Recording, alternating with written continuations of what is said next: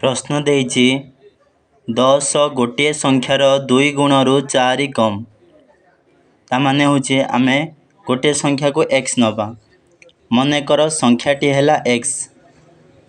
x रो 2 गुण केते हबो 2x 2 गुणरु 4 कम माने 2x - 4 = 10 आमे कौन करिबा अज्ञात राशि को गोटे साइड रखिबा संख्या को अलग साइड रखिबा ता माने 2x = 10 रहिला -4 पार्श्व परिवर्तन कले